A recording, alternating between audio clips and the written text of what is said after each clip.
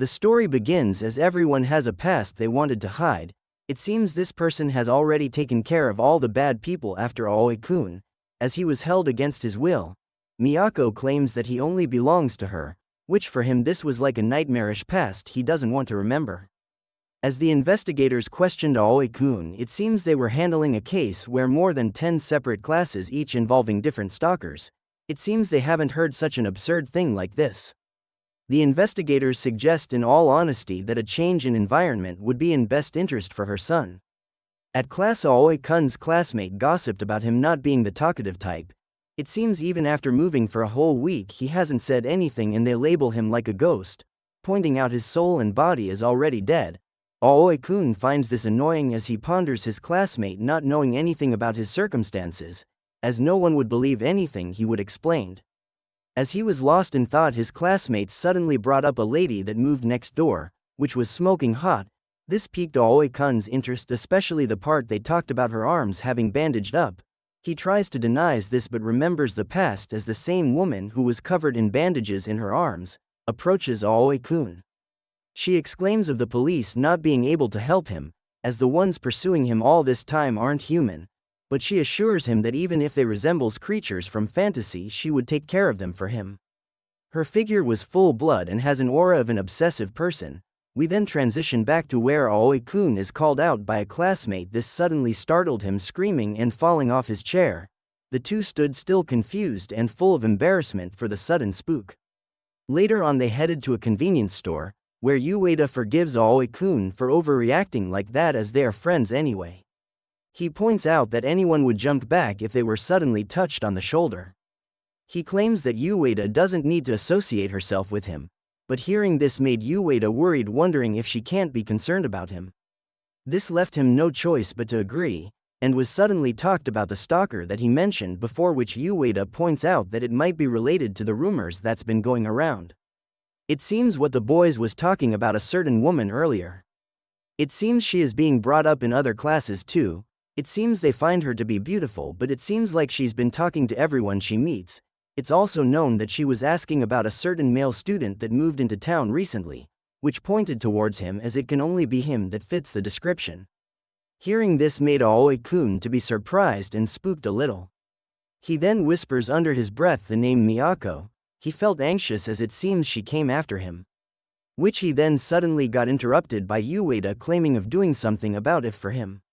She insists on helping him out due to them being friends after leaving the bench.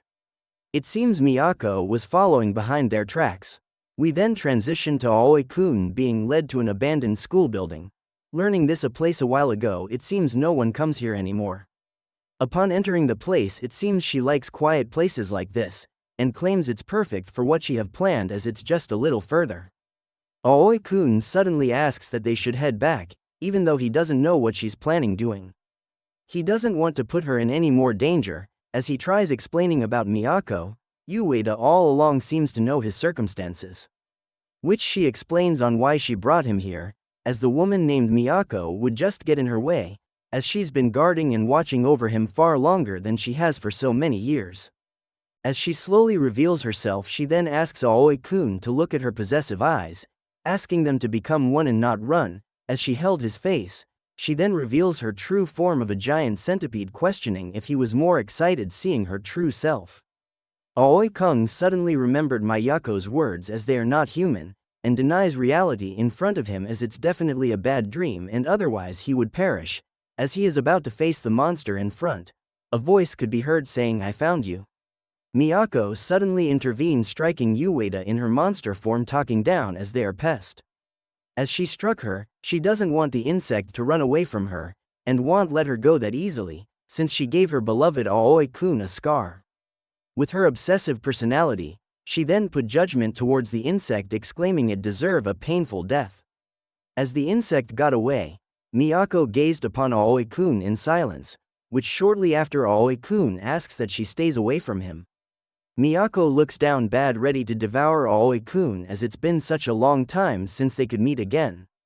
Exclaiming she's beyond ecstatic right now, he questioned why is Miyako here, where she pointed out the obvious as she claims Aoi-kun is only for her, and is her responsibility to take care of him. It doesn't matter if they're inhuman monsters. Hearing this made him confused, where Miyako pointed out how often they have been watching him. Outside, the inhuman monsters were stalkers following him all this time. For a long time people usually call them yokai or specters, but for her it doesn't make any difference, as she would get rid of them and or anyone that's an obstacle to her love for Aoi-kun. She then claims that she could protect him, but she asks if he would choose that woman or Miyako. On which of them would he rather have survive? Hearing this made Aoi-kun to question if he is being threatened, that if he wants to live, he would have no choice but to accept the lunatic Miyako and her obsessive Yandere characteristic. It seems he is clear that no one would want to die. In situation like this he could only cry and plead to be saved, as he doesn't want to die. Hearing this made Miyako to give him a pleasant kiss. As they finished mouth to mouth, her eyes became scary and overly obsessive, which suddenly became downright bad, asking that Aoi-kun shouldn't make such tempting face. She apologizes for teasing him and to not be worried, as right now she's right beside to protect him. Seeing her wonderful figure hold the yokai insect easily made him question what she really is. She then devoured the yokai monster, upon turning into a ravaging monster, introducing herself as the escorting wolf. Seeing the events unfold in front of him gave him quite a shock, as Miyako announces his safety as it's over now. It seems he didn't took this lightly. He could only stay silent and crouched down. As the monster laid upon defeated against the wall, Miyako questioned if Aoi-kun is alright being with a lunatic like her. Hearing this also made Aoi-kun to ask himself if he's really okay with this. Although the answer seems obvious enough, as it's better than dying. Miyako could only act like a thirsty yandere, as she can't help but love him so much, as she would do anything for him, and wants to be with him more. Hearing this made Aoi-kun to put up with her for now. Miyako suddenly clung onto him with a smile, startling him even more. Even though he asks that she should get off, she just couldn't do so, as she is so happy, but the main reason is he would be in danger again. She then asks if he could see them behind her, to which he suddenly gazed upon the multiple yokai monsters gazing upon him. Miyako wonders if Aoi-kun only ponder about one yokai having their eyes on him, but to his nightmare there would be more coming after him. Miyako assures it would be alright, as she would be always with him from now on, but Aoi-kun could only ponder this, denying reality, as it was all just a nightmare. With a wonderful experience, as she hugged him tightly, she ponders it like she's dreaming. Later, as Aoi-kun supposedly is having a nightmare again, where Miyako is closing up ready to eat her up, he then woke up to have her stand on top of him bidding good morning. He ponders if he was still dreaming, as Miyako, with obsessive eyes, exclaims if he's still tired he could go back to sleep, as she clung onto him. As he finally wake up with his senses, it seems she already gave him a heads up before of staying right by his side. She also went ahead and borrowed his clothes, where he finds the scent to be pleasing. Aoi-kun could only ponder how did she manage to get it and how long she has been here. Miyako could only question his mother, insisting she must give her greetings later, even as far in making breakfast. But Aoi-kun could only try to get away and escape, but is stopped by her words, warning him as he would be taken away, as a monster hand reaches out to his shoulder, scaring him. It seems this yokai has been there for a while, although she already got this covered. As she eliminate and snap the yokai's fingers, she threatened to slaughter it if they keep on bothering them. The insect shortly ran off, where Aoi-kun is scared for his life as this nightmare reality is happening. As they shortly ate breakfast, Aoi-kun is not surprised anymore, as it's a bad dream come true. Although he was fed by the loving yandere Miyako, he still doesn't take her loving gesture kindly and refuses it, even though Miyako would be making his meals and would cook anything he desires if he tells her so. As Aoi-kun eats, he could only ponder about her not eating if it's due to the reason she was an escorting wolf. He then demands that if Miyako wants his trust, she should tell everything, especially the reason why those monster yokai wants to eat him in the first place. She briefly explains that people consider them to be spirits or even then urban legends at this point, but all that they are aware is they are merely remnants of what they were once of. She actually thought he might know something about his origins. Hearing this made him lost his appetite, exclaiming he doesn't know anything. She then suddenly grabbed hold onto him with dreadful and scary eyes. She confronts Aoi-kun if he was hiding something. He suddenly remembered a recollection when his father was giving him a beating, calling him out for being a thief when he was a kid. This immediately made him trauma-triggered, grabbing a pair of chopsticks and pinning Misako down. With scary eyes he gazed at her, asking to not pry into his private life. As if she keeps asking, he would do something she doesn't want. Even though she doesn't take him serious, she could only ask that her death will be remembered as long as it also makes him feel better. As the trauma he carry with him for the rest of his life. 'Cause if it's for him, she would do anything to make it happen. He stood in silence, ready to go down on her with chopsticks as Miyako held him tightly. She comforts Aoi-kun, explaining even if he has an unspeakable past she would never scorn or reject him, as she could never come to hate him for it. With loving eyes she only asks that she would always be with him, hugging him tightly as he tries to overcome his trauma. Upon arriving in school he asks that she shouldn't follow him anymore. As he gazed upon her, he asks that she shouldn't try to test him again, as she is still just a stalker to him, asking that she shouldn't get the wrong idea. Miyako, being crazy as she is, could only understand him, but if something were to happen she would come to his aid and protect him, which she pointed out it would be okay for her to be by his side. Aoi-kun shortly left, not having any comments about her words. As she bids her farewell and a safe trip, left alone she slowly drips water, but it's then revealed it was her saliva that's dripping down. Like a rabid dog she became crazy all of a sudden, as it was so tempting to eat him up even when he gets angry. Jesus Christ. She eagerly wanted to have him for herself. She suddenly smells another one of her kin inside the school. It seems another entity is awaiting on the school classrooms. Where the August 9 approaches, where things has become noisy. As Miyako could only look from outside the gate, she ponders whereas the other one could be hiding inside the school. With crazy and locked-in eyes she ponders with cravings of finding her. As Aoi-kun enters the classroom, gossip could be heard as Ueda is off today and is heard to be transferring schools all of a sudden. They doesn't know about the details either, but her whole family just up and left gone. They only pointed out that Aoi-kun would know about the reasoning as he was with her today. But they were hesitant to approach and find answer for themselves. It seems they rather not, as he was labeled creepy. Hearing this made him gloomy and to find it annoying as they talk a lot, despite not knowing the truth. Even if they did well they wouldn't believe it otherwise. He ponders if Miyako was here hearing this, what would she do to them talking bad about him? He then had the idea that she would slaughter everyone and asks him to praise her for it with a smile. It seems this would likely happen. But then again he claims it's a stupid idea. A sudden commotion could be heard outside the school gate where a bunch of people gather. Upon looking outside he was shocked to find out. As he hurriedly went down to the school gates, all he could ponder, why is she being gathered around? Upon arriving, she is seen with dreadful eyes. Where she greeted Aoi-kun pleasantly, exclaiming of looking for something. He ponders what she is planning to do, as he doesn't want to get involved but can't leave her alone. A sudden statement suddenly puzzled everyone, suggesting that it must be his stalker. It seems Ueda-san talked about this before, where they pointed out she was the reason Ueda-san transferred. Even though they ponder why he was staying quiet, it seems it also happened in his previous school. He finally understood the situation, as rumors is now circling around Miyako. He then realized that if he confirmed the rumors they would view him better. It seems all he has to say is he is in the same boat as Ueda, and was afraid to speak up about it, finding this to be a good reason enough. Even though he really can't stand his classmate, he still is a victim of the situation and want her to say something. But Miyako already got first about it, confessing that she did got rid of Ueda herself. Left confused, Aoi-kun can't say anything else. It seems Miyako is suddenly labeled a dangerous person.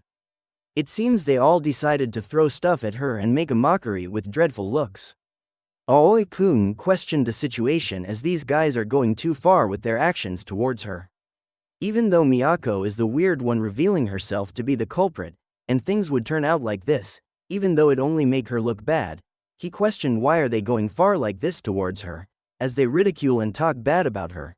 She exclaims of honestly not caring about their opinion, as she doesn't have a single regret of throwing it all away, her position and everything. 'Cause at this point nothing else matter as long as she could be with the person she loves. Hearing this made Aoi-kun to realize her true determination and be love-struck, I supposed.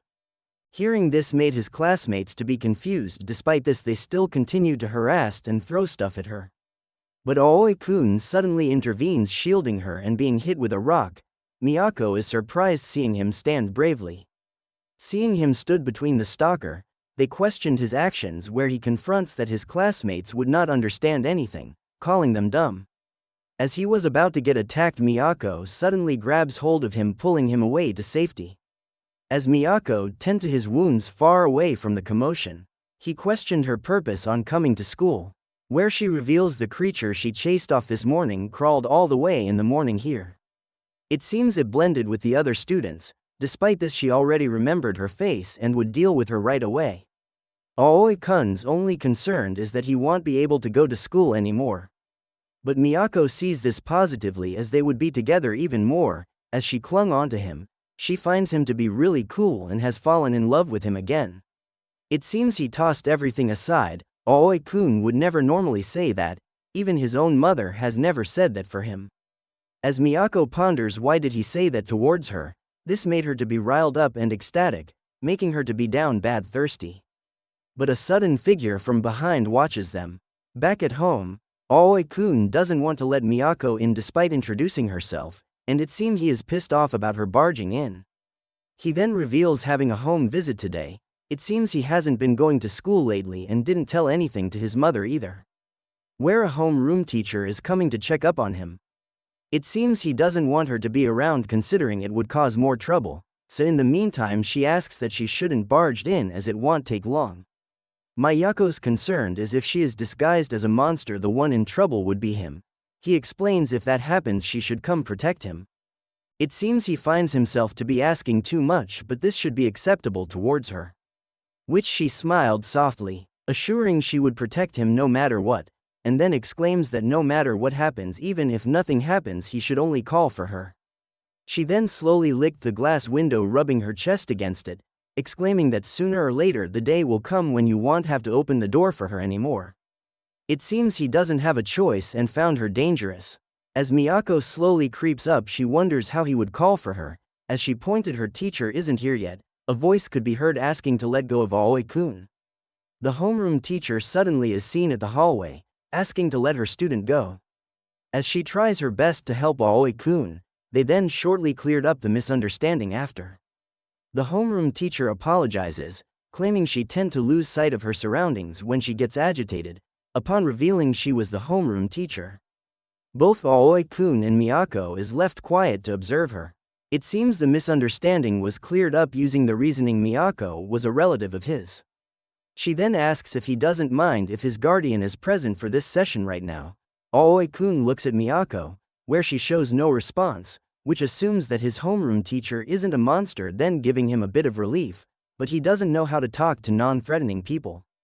His sensei suddenly brought up a gift she has where she baked them cookies herself. Asking that he should have some despite it was her first time making them, she still tried her best. It seems she wants to get along with him. Hearing this, he took up one. But truth be told, he is still scared of talking to people, but if it's her, it seems he doesn't mind. Miyako suddenly showed a terrible, dreadful gaze towards him, making him feel nervous and discomfort, calling him out for his content expression. It seems she was jealous, nearing to cry. As he didn't look like this towards her. As she called out his name, he became scared, dropping the gift, insisting he must try them later. The homeroom teacher suddenly asks when does he plan on coming back to school, as everyone is waiting for him. Hearing this made him confused about the situation.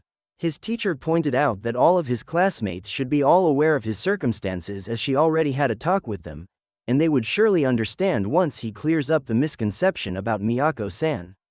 As she tries to say flattery words about her students being good kids, he calls out to her bull, as he reveals those guys spread rumors and go so far to throw rocks at another person, and yet she's telling they reformed because she told them off.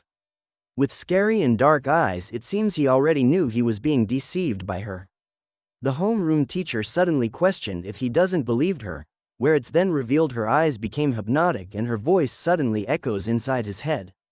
As she tries to get Aoi-kun with her voice, it seems he is being controlled and should listen to what she tells him. Being pulled in slowly, he finds himself to be scared of her. As the homeroom teacher exclaims of belonging to her only, but Aoi-kun finds this to not be right and asks to be saved. Where Miyako suddenly intervenes, Despite being scary-eyed looking, she still comes to his aid and claims Aoi-kun to hers only. She shortly apologizes of losing herself for a second and asks to leave it at that for today. Left alone, time passes by quickly, where he questioned if Miyako was there by his side, questioning to himself if he could trust her. It seems Miyako already confronted a creature and already handled her swiftly. She shortly got approached by another one where this afternoon she didn't have their scent. She then asks to reveal what kind of creature she was.